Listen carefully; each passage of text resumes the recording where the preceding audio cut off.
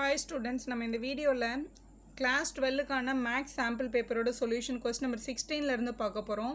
Question number 1 to 15 கான solution already video link நம்மளோட description boxல இருக்கு. தேவைப்படுறவங்க அதை பார்த்துக்கலாம். क्वेश्चन நம்பர் 16 பாருங்க. The point on the curve x squared by 9 plus y squared by 16 is equal to 1 அப்படினு கொடுத்திருக்காங்க. இந்த ஃபார்முலா வந்து ஆல்ரெடி ஸ்ட்ரெயிட் லைன்ல நம்ம படிச்சிருக்கோம். இங்க 9 இருக்கு, இங்க 16 இருக்கு. இந்த 9 வந்து நம்ம 3 ஸ்கொயர்னு நம்மளால எழுத முடியும். 16 வந்து இங்க 4 ஸ்கொயர்னு எழுதிக்கலாம், which is equal to 1. இந்த ஈக்குவேஷனை எதுக்கு ஈக்குவேட் பண்ண போறோம் அப்படினா x by a the whole square plus y by b the whole square equal to 1 நம்மளால எழுத முடியும்ல. அதே மாதிரி இப்போ இங்க பாருங்களேன், x by 3 the whole square plus y by 4 the whole square equal to 1. So இந்த எக்ஸு கீழே வர நம்பர் வந்து எக்ஸோட இன்டர்செப்ட், இந்த ஒய்க்கு கீழே வர்ற நம்பர் வந்து ஒய்யோட இன்டர்செப்ட். இன்டர்செப்ட்னா என்ன அப்படின்னா கிராஃபில் அந்த ஆக்சிஸை மீட் பண்ணுற பாயிண்ட் அப்படின்னு நம்மளால் கன்ஃபார்மாக சொல்ல முடியும். இது வந்து எக்ஸ் ஆக்சிஸில் 3ன்ற பாயிண்டில் தான் மீட் ஆகிருக்கு. இது ஒரு கர்வ்னு கொஸ்டினில் கிளியராக சொல்லியிருக்காங்க. ஸோ இந்த கர்வ் வந்து எக்ஸ் ஆக்ஸில் 3 யூனிட்டில் மீட் பண்ணியிருக்கு அப்படின்னா இந்த பக்கம் +3லையும் இந்த பக்கம் -3லையும் கண்டிப்பாக அந்த கர்வ் மீட் ஆகிருக்கு. y ஆக்சிஸில் 4ல் மீட் பண்ணியிருக்கு, இதான் என்னோட y ஆக்சிஸ். ஸோ இங்கே மேலே +4லையும் கீழே -4லையும் மீட் ஆகிருக்கு. ஸோ இதை ஜாயின் பண்ணுற கர்வோட ஈக்குவேஷன் தான் உங்களுக்கு கொடுத்துருக்காங்கன்னு யோசிங்க. ஸோ இது உங்களோட எக்ஸ் இன்டர்செப்ட், இது உங்களோட y இன்டர்செப்ட். இப்போ நம்ம கண்டுபிடிக்க வேண்டியது என்ன அப்படின்னா the point on the curve. இந்த கர்வில் இருக்க பாயிண்ட்ஸை தான் கண்டுபிடிக்க போகிறோம். அந்த பாயிண்ட் எங்கே இருக்கணும் அப்படின்னா at which the tangents are parallel to y axis. y axisக்கு parallel-ஆ இருக்க tangentல இருக்கிற பாயிண்ட் என்னன்னு கேட்குறாங்க. y axis இங்கே இருக்குது. y axisக்கு parallel-ஆ ஒரு tangent வரையணும்னா இங்கே தான் வரைவோம்ல. tangentன்றது curve ஒரே ஒரு பாயிண்டில் தொட்டுட்டு போகிற லைன். ஸோ இந்த லைன் வந்து y axisக்கு parallel. அதே மாதிரி இந்த பக்கமும் நம்மளால் வரைய முடியும். ஸோ இது கூட ஒரு tangent தான், இதுவும் y axisக்கு parallel-ஆ தான் இருக்குது. ஸோ இது ஒரு டேஞ்சன்ட், இது ஒரு டேஞ்சன்ட். இந்த டேஞ்சன்ட் வழியாக போகிற பாயிண்ட் இங்கே இருக்குது, இந்த டேஞ்சன்ட் வழியாக போகிற பாயிண்ட் இங்கே இருக்குது. இந்த பாயிண்ட் தான் என்னென்னு உங்களோட கொஸ்டினில் கேட்டிருக்காங்க.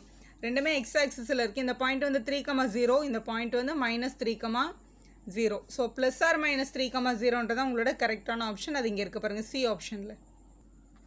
இப்போ கொஸ்டின் நம்பர் 17 பார்க்கலாம். Given that A is equal to matrix Aij is a square matrix of order 3x3. Determinant of A is equal to -7, then value of summation I is equal to 1 to 3. I ஓட value 1லேருந்து 3 வரைக்கும் எடுக்கணும்.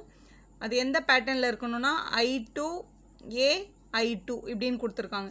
So இந்த பேட்டர்னில் எழுதணும்னா ரொம்ப simple. இப்படி போட்டிருக்காங்களே, இதுக்கு பேர் சமேஷன். சமேஷன் வேல்யூனா இந்த ப்ராடக்ட்டை வந்து ஆட் பண்ணணும். எது வரைக்கும்னா நம்பர் 3 வரைக்கும், அதாவது ஐயோட பிளேஸில் 1லேருந்து 3 வரைக்கும் போடணும் அப்படின்னு சொல்லியிருக்காங்க. ஸோ இந்த கொடுத்துருக்க கொஸ்டினை எப்படி எழுதணும்னு பாருங்கள். ஃபஸ்ட்டு இந்த ஐக்கு பதிலாக 1 ஸ்டார்ட் பண்ணிக்கலாம். அப்போ A12 A12 ப்ளஸ் A1 போட்டாச்சு. அடுத்து நம்ம 2 போடணும், ஐ வர இடத்துலலாம் 2. So 22 A22. இந்த 2 வந்து கான்ஸ்டன்ட், அதை மாற்றவே முடியாது. இந்த ஐயோட பிளேஸை மட்டும் தான் நம்ம மாற்ற முடியும். ப்ளஸ் 3 வரைக்கும் போடணும். அப்போ 3 போடணும், இங்கே ஐயில் 3 போடுங்க. அப்போ A32 கேபிட்டல் A32. இதில் A12 A22 அப்படின்றதுலாம் வந்து elements. Capital A12 capital A22 அப்படின்றதுலாம் வந்து கோஃபேக்டர்ஸ். உங்களுக்கு ஆல்ரெடி தெரிஞ்சிருக்கும். அந்த ரோவையும் காலமையும் வந்து ஹைட் பண்ணிவிட்டு நம்ம கண்டுபிடிக்கிற வேல்யூ தான் இது. வந்து உங்களோட பேஜ் நம்பர் 145 பாயிண்ட் நம்பர் 4ல் கொடுத்துருக்காங்க. அதாவது ஒரே ரோவில் இருக்க அந்த எலிமெண்ட்ஸும் அதோட கரஸ்பாண்டிங் கோஃபேக்டரையும் மல்டிபிள் பண்ணி ஆட் பண்ணால் நமக்கு கிடைக்கிறது தான் நம்மளோட டிட்டர்மினன்ட் ஆஃப் ஏ. இது வந்து எதோட வேல்யூனா டிட்டர்மினன்ட் ஆஃப் ஏயோட வேல்யூ தான். இந்த டிட்டர்மினன்ட் ஆஃப் ஏவோட ஃபார்முலா தான் இங்கே எழுதியிருக்காங்க. இது எந்த ரோ எடுத்தாலும் அதோட எலிமெண்ட் எடுக்கணும், எந்த காலம் எடுத்தாலும் அதோட காலம் தான் எடுக்கணும். ஸோ இது வந்து டிட்டர்மினன்ட் ஆஃப் ஏன்னு நம்ம கண்டுபிடிச்சிட்டோம். டிட்டர்மினன்ட் ஆஃப் ஏவோட வேல்யூ ஆல்ரெடி கொஸ்டின்லேயே இருக்குது பாருங்கள், -7. அப்போ இந்த ஃபுல் கொஸ்டினோட ஆன்சருமே கண்டிப்பாக -7 தான். ஸோ அது உங்களோட பி ஆப்ஷனில் இருக்குது, அதுதான் உங்களோட கரெக்ட் ஆப்ஷன். நெக்ஸ்ட் கொஸ்டின் பாருங்கள், ரொம்ப simple. y is equal to log of cos e per x அப்படின்னு கொடுத்துருக்காங்க. நம்மளை கண்டுபிடிக்க சொல்லியிருக்கிறது dy by dx. ஒன்றுமே இல்லை, ஒரே ஒரு டிஃப்ரென்ஷியேஷன் தான் கேட்டிருக்காங்க. ரொம்ப ஈஸியாக பண்ணிடலாம். ஃபஸ்ட்டு கொடுத்துருக்க கொஸ்டினை log of xன்னு யோசிங்க. இது log, இது மொத்த டேர்மும் x. log xை டிஃப்ரென்ஷியேட் பண்ணால் நமக்கு என்ன கிடைக்கும்? 1/x கிடைக்கும். அப்போ இது 1/xக்கு பதிலாக இந்த cos e power x. So அந்த லாகை வந்து டிஃப்ரென்ஷியேட் பண்ணியாச்சு. அடுத்து நம்ம இங்கே உள்ளே இருக்கிற டேர்ம்ஸ்க்கு போகிறோம். ஃபஸ்ட்டு இதை காஸ், இந்த e power x மொத்தமாக எக்ஸ்ன்னு யோசிங்க. காஸ் எக்ஸ் மாதிரி இருக்குது. காஸ் எக்ஸை டிஃப்ரென்ஷியேட் பண்ணால் நமக்கு என்ன கிடைக்கும்? மைனஸ் சைன் எக்ஸ் கிடைக்கும். அப்போ மைனஸ் சைன் எக்ஸுக்கு பதிலாக இங்கே e power x இருக்குல்ல, அப்போ e power xன்னு எழுதிக்கோங்க. ஸோ காசையும் டிஃப்ரென்ஷியேட் பண்ணியாச்சு. இப்போ நெக்ஸ்ட் இந்த e power x டிஃப்ரென்ஷியேட் பண்ண போகிறோம். e power x ஓட differentiation value e power x தான். அது வந்து ஸ்டபன் எலிமெண்ட்டு. டிஃப்ரென்ஷியேட் பண்ணாலும் இன்டெகிரேஷன் பண்ணாலும் அதே e power x தான் வரும். அதை எழுதிட்டோம். இப்போ e power x முடிஞ்சு போச்சு. இப்போ நியூமரேட்டர் அந்த பவருக்கு போங்க. எக்ஸை with respect to X differentiate பண்ணால் 1 தான் வரும். அப்போ இங்கே மல்டிபிள் பை 1. ஸோ எல்லாமே டிஃப்ரென்ஷியேட் ஆகிடுச்சு. ஸோ இந்த ஆப்ஷன் அப்படியே அங்கே இல்லை. ஸோ இதை வந்து கட் ஷார்ட் பண்ணியிருக்காங்க. இப்போ நியூமரேட்டர்னு பார்த்தா என்னெல்லாம் இருக்குன்னா minus sine e power x into e power x இருக்குது. டினாமினேட்டரில் காஸ் e power x இருக்குது. இது வந்து சைன் எக்ஸ், இது cos x. Sine x by cos எக்ஸை நம்ம என்னன்னு சொல்லுவோம்? டேன் எக்ஸ்ன்னு சொல்லுவோம். இங்கே மைனஸ் இருக்கிறதுனால மைனஸ் டேன் எக்ஸுக்கு பதிலாக இங்கே e power x இருக்குது into e power x. So இதுதான் நம்மளோட கரெக்ட் ஆப்ஷன். மைனஸ் ஆஃப் உங்களுக்கு ஆப்ஷனில் இப்படி கொடுத்துருக்காங்க. Minus of e power x into tan e power x அப்படின்னு கொடுத்துருக்காங்க. அது உங்களோட 4th ஆப்ஷனில் இருக்குது. Next question number 19 பாருங்க. Based on the given shaded region as a feasible region in the graph, at which points the objective function z equal to 3x plus 9y is maximum.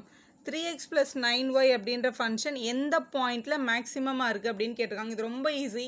Maximum கேட்டாலும் சரி, minimum கேட்டாலும் சரி, உங்களுக்கு அந்த shaded ரீஜனோட அந்த boundaries இருக்குல்ல, அந்த பாயிண்ட்டை சப்ஸ்டியூட் பண்ணால் எந்த பாயிண்ட்டில் மேக்ஸிமம் வேல்யூ எடுக்குது, மினிமம் வேல்யூ எடுக்குதுன்னு ஈஸியாக கண்டுபிடிச்சிடலாம். ஸோ இதோட எல்லா பாயிண்ட்டும் ஏபிசிடின்னு போகிறதுக்கு பதிலாக கொடுத்துருக்க ஆப்ஷனை செக் பண்ணிட்டா ரொம்ப ஈஸி இல்லை. ஃபஸ்ட் ஆப்ஷன் பாருங்கள். ஃபஸ்ட் ஆப்ஷனில் பாயிண்ட் பின்னு கேட்டிருக்காங்க.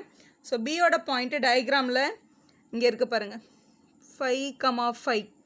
அப்போது 5,5 தான் நம்மளோட ஃபஸ்ட் ஆப்ஷன். ஸோ 5,5 சப்ஸ்டியூட் பண்ண ஆன்சர் என்ன வருதுன்னு பார்த்துடலாம்.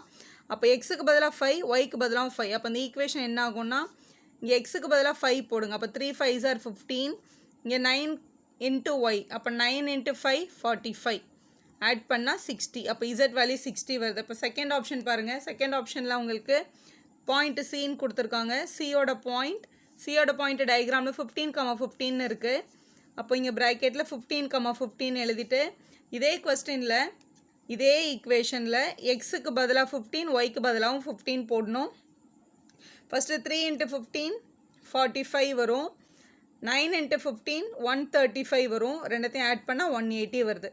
நெக்ஸ்ட்டு பாயிண்ட் பாருங்கள். தேர்ட் ஆப்ஷன் பாயிண்ட் டி கொடுத்துருக்காங்க. சி பாயிண்ட், டி பாயிண்ட், டியோட பாயிண்ட் என்னன்றது டயக்ராமில் பாருங்கள். 0,20 0,20 இருக்குது டயக்ராமில். அதை எழுதிட்டோம். நம்ம எழுதிட்டு அந்த ஈக்குவேஷனில் போடலாம். இசட்ஸ் ஈக்குவல் டு எக்ஸோட பிளேஸில் 0, இப்போ 0 ஆகிடும்.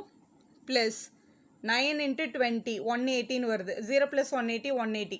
அப்போ பாயிண்ட் சிலையும் 180 வருது, பாயிண்ட் டிலையும் 180 வருது. இப்போ இந்த ரெண்டு பாயிண்ட்லையுமே சேமாக இருக்குது. அப்போ அந்த ரெண்டுமே மேக்ஸிமம் ஆகுது. மினிமம்னா பி பாயிண்ட்டுன்னு சொல்லிட்டு போயிடலாம், ரொம்ப ஈஸியான, அதான் கம்மியான வேல்யூ.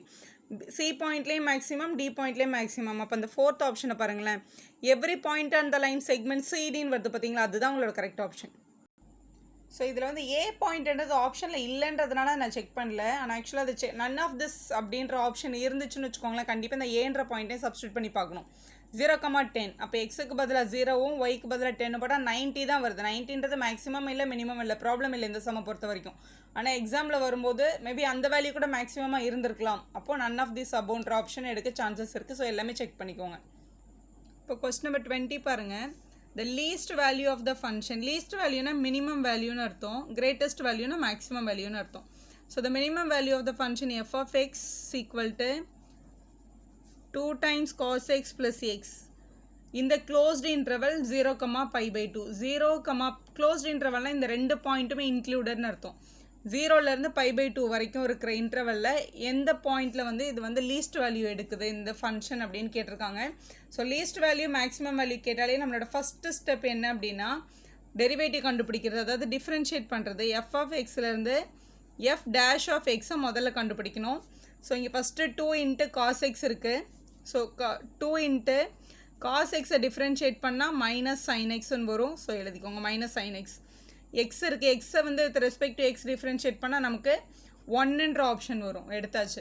ஸோ மேக்ஸிமம் மினிமம் கண்டுபிடிக்கிறதுக்கு நம்ம ஃபஸ்ட்டு பண்ண வேண்டியது என்னென்னா எஃப் டேஷ் ஆஃப் எக்ஸை ஈக்குவல் டு 0 பண்ணணும். ஈக்குவல் டு 0 பண்ணி எக்ஸோட வேல்யூ என்னன்றதை கண்டுபிடிக்கலாம். ஸோ இது -2 sin x இருக்குது, இந்த மைனஸ் இங்கே எடுத்திருக்கேன். +1 அந்த பக்கம் போனால் -1 ஆகும். மல்டிப்பிள் இருக்க -2 அங்கே போனால் டிவைட் ஆகும். அப்போ sin x is equal to -1/-2. Minus minus cancel ஆயிடுச்சு. அப்போ நமக்கு என்ன வருதுன்னா sin x is equal to 1/2ன்னு வருது. நம்ம எல்லாருக்குமே தெரியும் நம்மளோட டேபிள் வேல்யூ 1/2ன்றது சைனோட π/6 30 டிகிரி. அப்போ எக்ஸுக்கு பதிலாக இங்கே என்ன வேல்யூ கிடைக்குதுன்னு பாருங்கள். எக்ஸோட பிளேஸில் நமக்கு கிடைக்கிற வேல்யூ π/6. எக்ஸ் வந்து π/6ன்னு கிடைக்குது. π/6ன்ற வேல்யூ வந்து இந்த 0க்கும் π/2க்கும் நடுவில் தான் இருக்குல்ல. ஸோ π/6 0 π/2ன்றது 90, π/6ன்றது 30.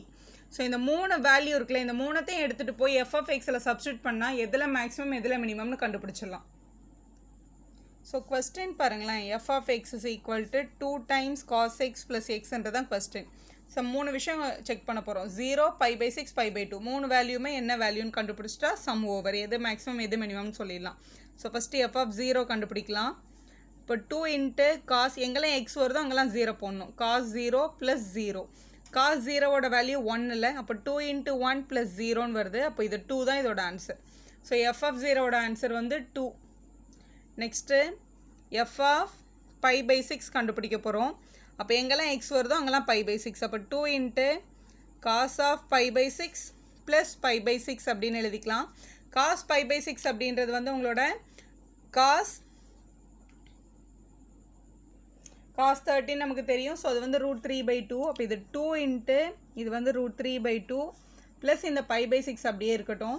இந்த 2 கேன்சல் பண்ணிக்கலாம். இந்த வேல்யூ வந்து கண்டிப்பாக சிம்பிளிஃபை பண்ணி வேல்யூ என்னன்றதை பார்த்துடலாம். பார்த்தா தான் நமக்கு வந்து கரெக்டாக ஆன்சர் பண்ண முடியும். நமக்கு தெரியும் √3யோட வேல்யூ வந்து 1.73 to 1.73ன்னு ஷார்ட்டாக எடுத்துக்கிறேன். π/6 பையோட வேல்யூ வந்து 3.14/6 அப்படின்னு எடுத்துக்கோங்க. இது 1.73, இது வந்து 0.52 வருது. 13 5 times 14 2 வரும். இப்போ 0.52.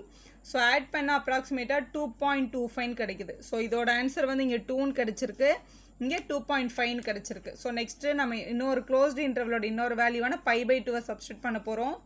அப்போ 2 into cos π/2 + π/2. So 2 into cos 90 ஆகிடுது. காஸ் 90யோட வேல்யூ 0 ப்ளஸ் π/2ல பை வேல்யூ வந்து 3.14/2ன்னு எழுதிக்கலாம். ஸோ இது வந்து 2 இன்ட்டு 0 வந்து 0 ஆகிடுச்சு. இந்த டேர்மை நம்ம விட்டுடலாம். ப்ளஸ் இது வந்து 2 டேபிளில் கேன்சல் பண்ணால் 1 2s are 2, பேலன்ஸ் 1 5 பேலன்ஸ் 7 1.57 வருதுன்னு வச்சுக்கோங்களேன். 1.57. இப்போ பாருங்கள் நமக்கு கிடச்சிருக்க 3 வேல்யூஸும் என்னென்னன்ட்டு. ஃபஸ்ட்டு கிடச்சிருக்க வேல்யூ வந்து 2, அடுத்து கிடச்சிருக்க வேல்யூ வந்து 2.25, அடுத்து கிடச்சிருக்கிறது வந்து 1.57. இதில் இருக்கிறதுல மினிமம் வேல்யூ என்னன்றது தான் உங்களோட கொஸ்டின். மினிமம் வேல்யூ வந்து 1.57 தான். அது எப்போ கிடச்சிருக்குன்னா எக்ஸோட வேல்யூ π/2 இருக்கும்போது தான் கிடச்சிருக்கு. ஸோ அதுதான் நம்மளோட ஆன்சர். இங்கே இருக்க பாருங்கள் உங்களோட ஆப்ஷனில் π/2 உங்களோட சி ஆப்ஷன். வீடியோ பிடிச்சிருந்தா லைக் பண்ணுங்கள், உங்கள் ஃப்ரெண்ட்ஸுக்கும் ஷேர் பண்ணுங்கள். Subscriber channel for more videos.